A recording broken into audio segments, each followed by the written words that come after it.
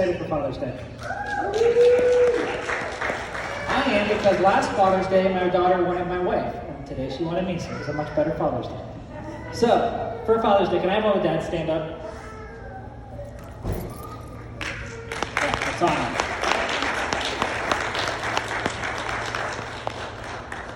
You guys are Jeff, I was waiting for you. You're going to set the tone. Jeff was about to sit down, and it's a domino effect.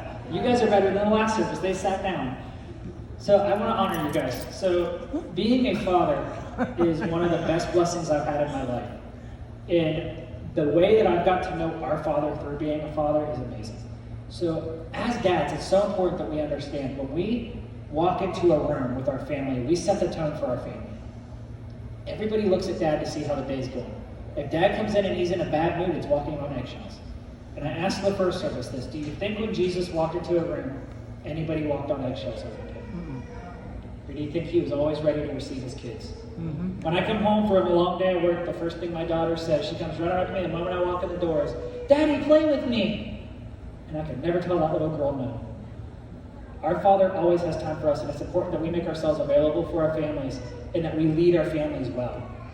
When God created Adam and Eve in the beginning, Adam did not lead Eve well. No. We, as fathers and husbands, have to lead our families well. When we want to see things fixed in the world, it starts at the family, and it starts with us. So I encourage you guys obviously are all wonderful fathers, you're here today. So I thank you guys for what you guys do in your family, and just want to bless you guys. So can we pray for our dads in here? Father God, we thank you for these fathers, and just ask that you would just bless them abundantly, Father God. Let each and every one of us step into our biblical manlyhood, Father God, that we lead our families well, that we are all powerful, all loving fathers. We thank you for each and every one of them here. And just say amen. Amen. All right, thank you guys. Can I give my hand?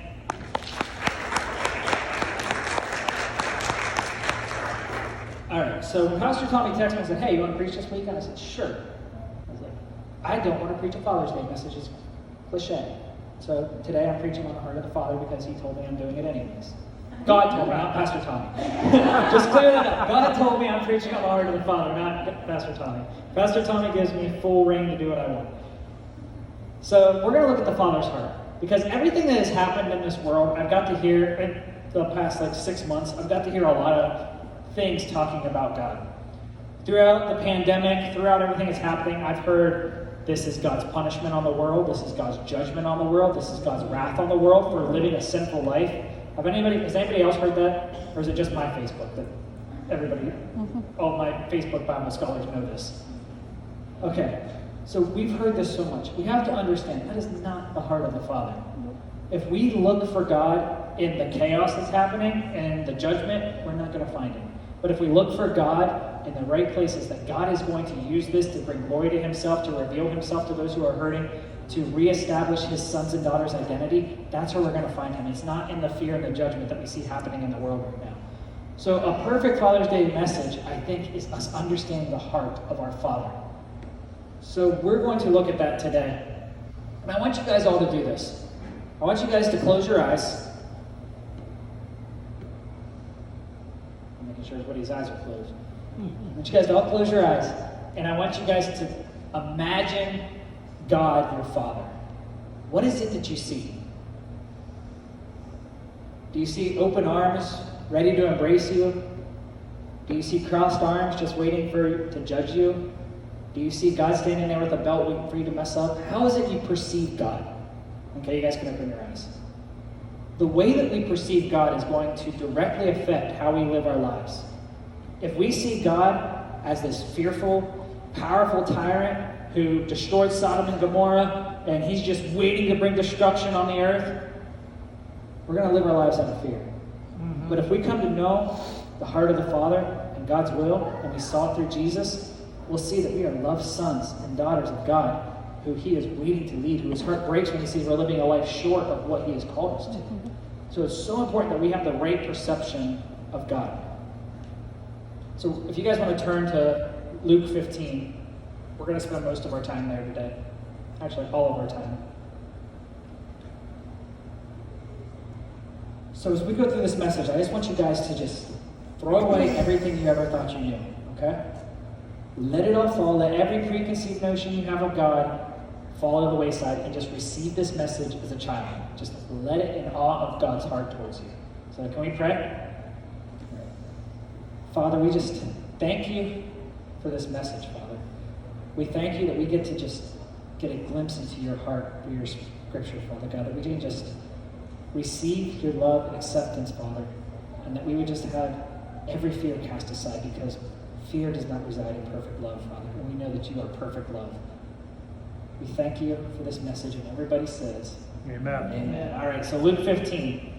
I'm going to put this message into 2 points for you guys if you like to take notes, and you want to put them as points. So point 1, we're looking at the Father's heart and how the Father's heart operates. So this first point is that his heart longs to find you. So we're going to start in Luke 15, verse 1, and this is Jesus in the parable of the lost sheep. It says, "Now the tax collectors and sinners were all gathering around to hear Jesus. But the Pharisees and the teachers of the law muttered, 'This man welcomes sinners and eats with them.' Then Jesus told them this parable. 'Suppose one of you has 100 sheep and loses one of them. Doesn't he leave the 99 in the open country to go after the lost sheep until he finds it? And when he finds it, he joyfully puts it on his shoulders and goes home. Then he calls his friends and neighbors together and says, "Rejoice with me, I have found my lost sheep." I tell you that in the same way there will be more rejoicing in heaven over one sinner who repents than over the 99 righteous persons who do not repent." So this parable, Jesus is speaking this, and he's hanging out with the tax collectors and the sinners like he did. And the Pharisees come up and they say, "Who is this man that receives the tax collectors and the sinners? If he knew who they were, there is no way he would want to associate himself with them."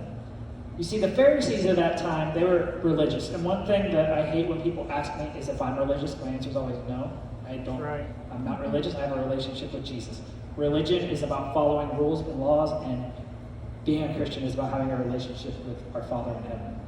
So the Pharisees, they were masters of the law. They knew all the Jewish laws there were. They did what they could. What laws they kept, they were able to keep them. And if they kept the laws, what this did was they would judge anyone who could not keep that law.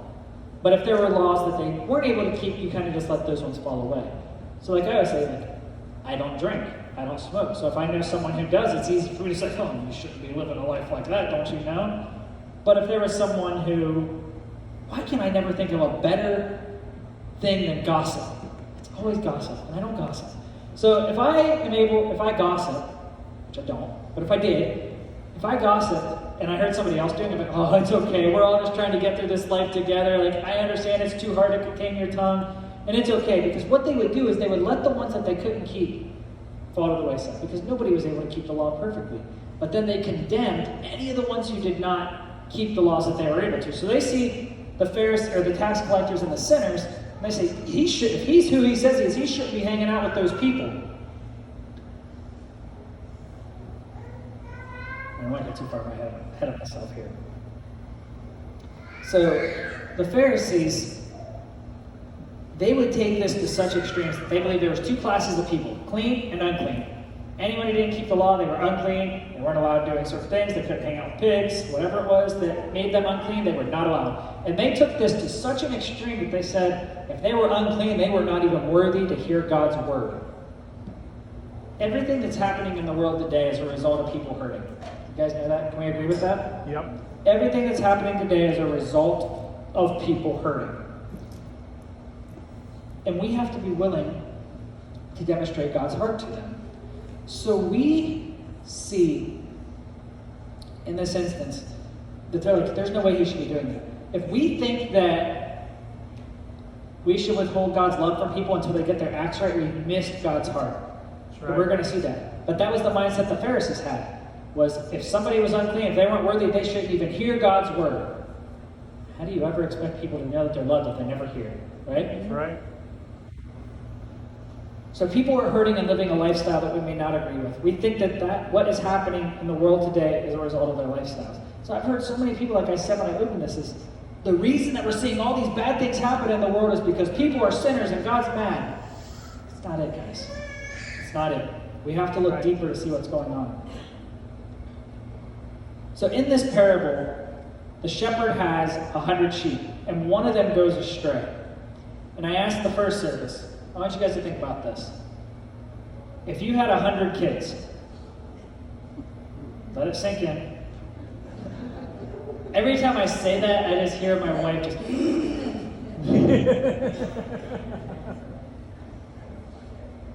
We spend a day with my niece and nephew, and my wife's like, I can't. I'm so glad we have one. But imagine you had 100 kids, and one of them decides to go astray. What would you do? I really should learn not to use kids in this, because if I ask you guys, you had 100 kids and one of them goes astray, are you going to chase after them? I have a feeling the room's going to be pretty divided at this point. Well, they'll find their way back. But you see, what the Pharisees believed in this time was that if a sinner came back to God, God would receive him. They were okay with that. If a sinner comes back and repents, God will receive him at that moment. But what they weren't, what was so unfamiliar to them in this parable is, what did that lost sheep do to get found? Did the lost sheep come back to the shepherd? Did it find its way back home? Like, did it follow the 5 little piggies, whatever it is, the little piggy that runs back home? Did it follow them? Or did it do anything? You see, the Father's heart is to seek after the lost. That the Father, the shepherd in this instance, leaves the 99 to go after the one. Picture this. How protective were those 99 sheep when he left to go find the one? It's the Father's heart. He's more concerned that he's losing one of his than trying to just, say this, protect the other ones inside of 4 walls. Right? We have to get that mindset in our Western churches today. Is we'll do everything we can to go after and seek and save the lost, and not worry about preserving ourselves inside these doors, or walls, whatever we're in. So the shepherd is willing to go in after that lost sheep. And when he finds it, he throws it over his shoulder. He doesn't beat it. He carries it. He brings it back. He says, rejoice! Let's call everybody and let them know the lost sheep has been found. He wasn't mad that that sheep went away. All he cared about was that he got it back.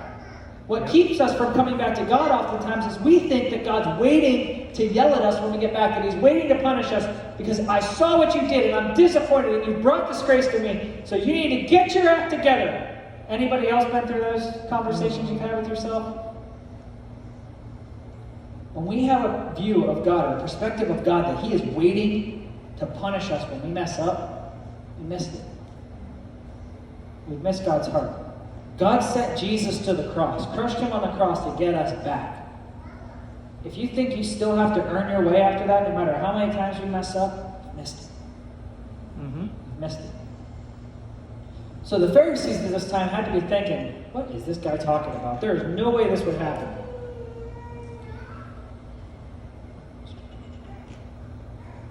So when we see people who are going astray, what's not going to bring them back is taking this and telling them all the things that they've done wrong because it's in here. What's going to bring them back is loving them unconditionally. Pastor Tommy said a quote last week. I still can't remember it, but I can't forget it either. It's in my notes. He said a quote I'll never forget, and I can't remember it. But it is a really good quote. He said, when you live from a third heaven reality, you see people for as they are even when they don't know it. And what I mean by a third heaven reality is when we understand that we're seated with the Father, that it says we are raised with him, and we now see things as he is, that we are perfect, spotless, blameless, we can look out there and I can say, Timmy's perfect, spotless, and blameless. Whether he knows it or not, he's perfect because I see who he truly is. That's the heart of the Father. He sees us for who we are even when we don't even know it. He says, I've called you to this. So that's point number 1. Point 2 is his heart waits and looks for you. So not only is he seeking for you, there's times where he's just waiting and looking for you to come back. And this is one of my favorite parables that I get to teach from because there's so much revelation in it when you understand it. And if we continue on into Luke 15, we're going to go to verse 11. It says, Then he said, a certain man had 2 sons, and the younger of them said to his father, Father, give me the portion of my goods that falls to me. So he divided them his livelihood. And not many days after, the younger son gathered all together, journeyed to a far country, and there wasted his possessions with prodigal living. But when he had spent all, there arose a severe famine in the land, and he began to be in want. Then he went and joined himself to a citizen of that country, and he sent him into the fields to feed swine. And he would have gladly filled his stomach with the pods that the swine ate, and no one gave him anything. So it's important when we are studying Scripture to always keep context in mind. When the time happened, we've done plenty of teachings on eisegesis and exegesis and hermeneutics. So if you want those teachings, you should get into our academy class. It's great. But it's important that we remember context on how things were back then and who they're speaking to. So Jesus is speaking to two groups of people: the Pharisees and the Sadducees, and the tax collectors and the sinners. In this parable, it says the father has two sons, a younger son and an older son. These sons are pictures of the Pharisees and the Sadducees and the tax collectors and the sinners. The tax collectors and sinners were the younger son. And the younger son didn't take into account the laws of Jewish culture. He didn't care. All he wanted was he just wanted to have a good time. That he wanted his possessions, that he wanted his inheritance, and he wanted it now so that he could go and have a good time. And the older son is the Pharisees and the Sadducees. He worked there. He did everything at his father's house. He worked night and day. That was the Pharisees who kept the law the best they could and were in a relationship where it was performed, that you had to do to get, to earn and deserve. So in that time, the older son, the firstborn, when it came time for his inheritance, would have gotten 2/3 of the inheritance of his father's livelihood and his possessions.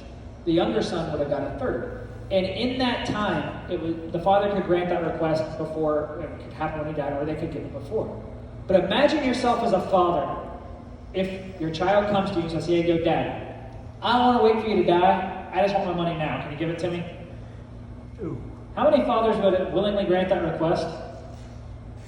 Or how many fathers would say, "Okay, it's time for you to learn what it means to become a man. Let's go outside." Right? Hey, I'm just saying, it worked for many, many years. But, so the father, do you think he thought the younger son wanted his inheritance to go and start a family, start a business, be responsible? Do you think he knew that's what the son was going to do? Or do you think the father knew, yeah, I know what you want to go and do with this money?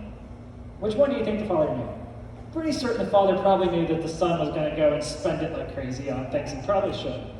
But the father grants the request anyways. Because sometimes you got to let your kids go so that they can find out that you were right. Like the whole, might not be good to you, but it's good for you that we always say. Sometimes you got to let your kids make their own decisions so that you can show them the right way. The younger son was motivated out of greed and not necessity for this request. He wanted the father's things, but not the father. The wealth of this father would have been primarily in real estate and cattle at that time. So in order for him to give the younger son what he wanted, he would have had to have sold parts of his land, his cattle. So everybody would have known this was going on. The whole town would have known that this younger son requested to have his inheritance and the father was going to do it. Do you think that brought a little bit of disgrace on the family? I'm willing to bet it probably did. And the father didn't care. He said, "Okay, this is what you want. Here you go." You see, we always hear that with God, is if God's sovereign, he could make this happen. If God didn't want bad things to happen, he shouldn't have given us a choice. He could just make us do that. That's not the heart of the Father, guys. He doesn't want a bunch of robots who just say yes to him at all times. He wants a relationship with sons and daughters. Yes. He created us in his image because he wants fellowship with us. So, the younger son takes all the stuff, kind of storms out. And I said this in the first service, and my mom didn't agree with me for some reason. But she's not in here now, so I'll say it again. But I wasn't always the perfect child that I am today. I'm just saying. There's 3 of us that got it right the first time. This is what happens when you don't leave things alone. But I'm the good child. But there was times when I was 16, 17 that I would get mad at my mom, and I would always say this: "Well, I'm going to go live with my dad." And do you know what her response would be to me? "Go. You know where your car is, go." I said, "No, I'm going to go live with my dad." "I mean, help you pack your bags?" I said, "What? Fine, I'm going." So I'd get my stuff, I'd get in my car, and I'd take off and drive. Never fail. I lived in Yorksville, my dad lived in Cooperstown, I get to Janaton, and I'd always go. what are you doing? Why are you doing this? You know this isn't a good idea. This is a bad idea.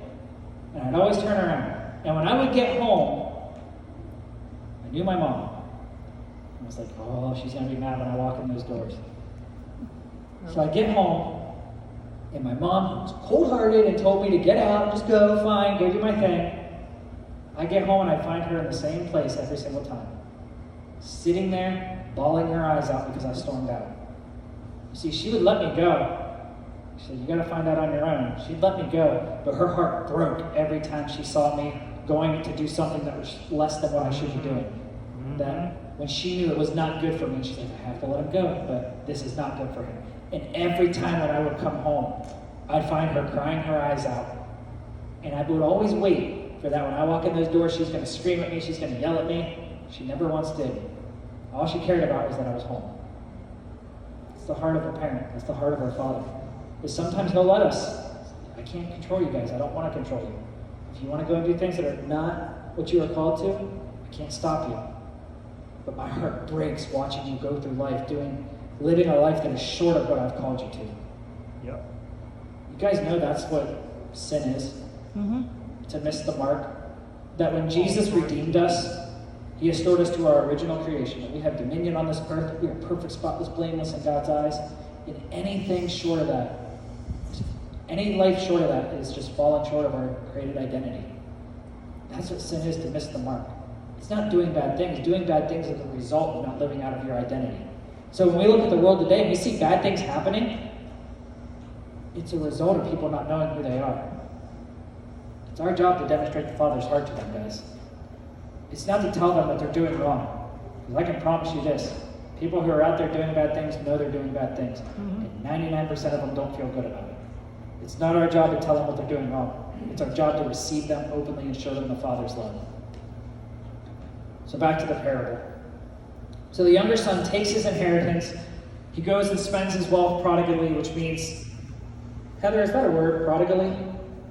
Oh, it is now. That's in the Aaron Jones translation of your Bibles, in case you guys were wondering. So he goes and spends his wealth. So prodigal means reckless, foolish, extravagantly. So it doesn't just mean wayward, but he just spent it recklessly. He didn't have a care in the world. He spent it on women, whatever we want. There's kids in here, but yeah, we know what he spent it on. So he comes to this point where he spends all of his wealth, and then he says, I don't have anything to eat. He says, you know what, I'm just going to join myself to one of the people in this land, and I'm going to work with pigs and just do what I can to get food. It's so important that, like I said, we understand culture at that time. Pigs were considered unclean. Right. He goes and joins himself, and he's working in the pigsties. The Pharisees are listening to this parable. Can you imagine what has to be going through their minds? They have to be thinking like, oh my gosh, this guy, this is uncalled for. He's going to get it. He's going to get what's coming to him. So when he's driven by hunger and need, the son accepted work that was unacceptable and offensive to any righteous Jewish person. He realized how good he had it back home. So when we continue into this verse, or this parable, and in verse 17 it says, but when the father came to himself, he said, how many of my father's hired servants has enough and to spare, and I perish with hunger? I will arise and go to my father, and will say to him, Father, I have sinned against heaven and before you, and I am no longer worthy to be called your son. Make me like one of your hired servants. So at that time, repentance would require paying everything back in full. So the son, he's thinking, I got to prepare what I'm going to say to my dad. I got to go and work my debt off. I need to just do all these things in order to return home. In his clear thinking, he didn't think about how to improve his conditions of the pig pen. He didn't blame his father, his brother, or his friends, his boss, or the pigs. He recognized his misery without focusing on it, and instead focused on the Father. All he thought about was, man, I had it so good in my Father's house. So Jesus didn't say that the man thought of his villager's home, but of his father. When the son returned to the father, he also came back to the village and to the house, but his focus was on returning to the father. I think it's so cool that all the younger son thought about at first was he wanted what he could get from the father. And then after he spends it, he realizes all he ever really needed was the Father. That it's not about the Father's things, it's about a relationship with the Father. That should be our walk too, guys. It's not about what we can get from God, but who we are to Him. Amen. So he prepares this speech on his way home. He's like, "My Father, I've sinned against you, and I'm just going to be ready to just tell him everything I need to tell him." We see that the son showed a complete sense of unworthiness and honest confession of sin. And I think that's a good point for us to look at, guys, is we have to come to God. When we return back to him, it's understanding we're returning to him, that we're going back into the Father's house. And coming with that heart of understanding, like when we've done something wrong, we've messed up, is understanding we've fallen short of what God's called us to, is go to him in humility. Because we see another instance where Jesus is talking and he says, there's a tax collector in the temple and he's repenting over everything he did wrong, and then there's this Pharisee who's beside him, and all the Pharisee is saying is, thank God I'm not like him. That should never be our mindset, guys. Come to God in humility and understanding our identity at all times. So the son asked for two things. First, he said, Father, give me. Father, give me my inheritance. And then the next thing he says is, Father, make me.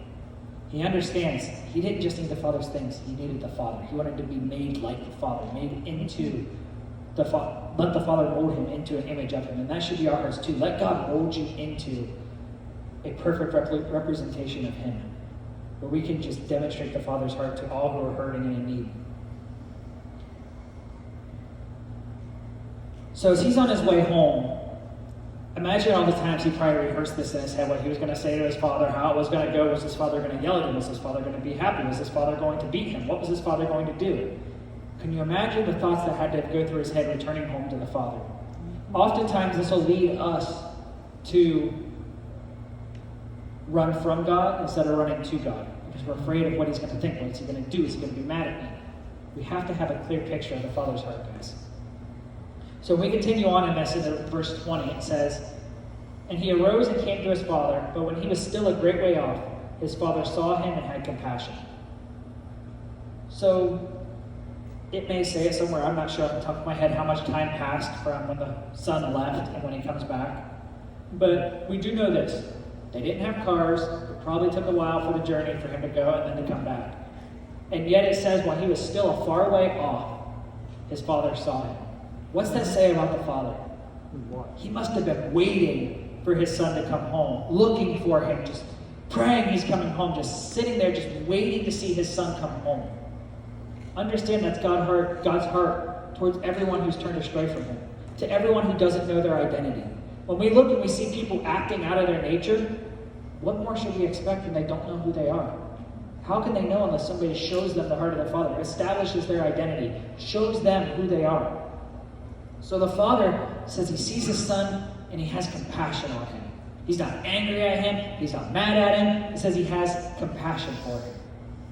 And then it says he runs to him, he falls on him, and kisses his neck. The son starts to say, Father, I have sinned against you in heaven in your sight, and I am no longer worthy to be called your son. The father doesn't even acknowledge him. He says, but the father said to his servants, bring out the best robe, put it on him, put a ring on his hand, sandals on his feet, bring the fatted calf here and kill it, and let us eat and be merry. For this son of mine was dead and is alive again. He was lost and is found. And they began to be merry. The son tries to just tell his dad, Dad, I'm so sorry, I'm so sorry, I'm so sorry. And the father is not even listening to him. He just runs to him, falls on him, starts kissing him. And then he says to his servant, bring out the best robe. In that time, do you know whose robe would have been the best robe in the family? Fathers. The father's. Do you know what that robe signified? Family. Family status. He's part of the family. So he goes, gets the father's robe, puts it around his son, and then he says, go and get my ring. The ring was a signet ring. Do you know what that ring was for? Wealth. Access to the father's wealth. But they would stamp that ring on anything, and that was basically like signing a certificate, signing your debit card slip. It was access to the father's wealth. And then he says, put shoes on his feet. You see, the son, when he came home, he once said, make me like a hired servant. A hired servant was even different than a slave. A slave was kind of part of the family, they were there. A hired servant could be dismissed at any time. But they had one thing in common. Slaves and servants didn't wear shoes. God says, the Father says, put sandals on his feet, because only sons wore shoes. So the son comes home, ready to just repent to the Father and to say everything. And the Father doesn't even listen to him. Within a matter of moments, he reestablishes his identity in the family. He gives him access to the wealth, and he says, you're a son. Those things happen before the Son can do anything. And I always, when I think of this, think of God when Jesus got baptized and he says, "This is my beloved Son in whom I'm well pleased." It was before Jesus ever did anything. That's the Father's heart, guys. He's not looking for you to perform for him. He's always looking for you to just be who he's called you to be. That's right. Be a son. Be a daughter to the King. That's all you have to do is understand you are accepted and loved by him, apart from your performance. So all this happens, and he says, "You know what? Bring all the town in. My sons come home, kill the fatted calf. We're about to party tonight." And then we continue on into verse 25. They're having this party, and it says, "Now his older son was in the field, and he came and drew near to the house, and he heard music and dancing, and he called to the servants and said, what do these things mean? And he said to him, Your brother has come home, and because he had received him safe and sound, your father has killed the fatted calf. But he was angry and would not go in." So this older brother is mad that this younger brother has come home. He looks at it and he says, "Look at everything I've done for my father. I'm here working day and night. This son goes and just spoils everything, and you have a party for him when he comes home? Being the oldest sibling is hard, right? Is there any other older siblings in here? It's rough, isn't it?" So this older sibling is just mad at this point. Because not only are they having a party for the younger sibling, he's now back in the family. You know what that means? When it comes time for Dad's fortune, guess who gets 1/3 again? Guess how small the 2/3 just became for that eldest sibling? He's like, "Are you kidding me? This is not fair." Parents, you guys used to hearing that? That's not fair. Yeah, that's what this older sibling's saying right now. This isn't fair. So you know what he says? "I'm not going in there. I'm not going into that party." Just as it was disrespectful for what the younger son did, the entire town is here for this party, and the older son says, "I'm not going in." So everybody's like, "Hey, where's your older son at?" And the dad's like, "Well, he's not in here." So it says that the father goes outside and he pleads with the son to come in. And the son says to him, "This child of yours goes and spends your prodigal living, or goes and spends your livelihood on harlots, and you've never even given me a goat, and you slaughter the fatted calf for him?" And his dad said, "We should rejoice. We should celebrate. Your son was lost and he came home." That's the heart of the Father. When we have somebody who's lost and comes home, it's reason to celebrate. Remember who Jesus is speaking this to, guys. And he said to him, "Son, you are always with me, and all that I have is yours." So when the older son says, "You never even killed a goat for me," the father tells him, "You've been in my house this whole time. Everything I have is yours. All you ever have to do is ask."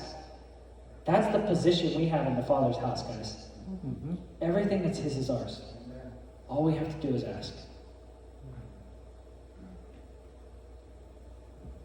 He says, "It was right that we should make merry and be glad, for your brother was dead and is alive again, and was lost and is now found." So the older brother felt this was not fair for the younger brother to get this, that he did not deserve it. He didn't work for it. And then the parable stops.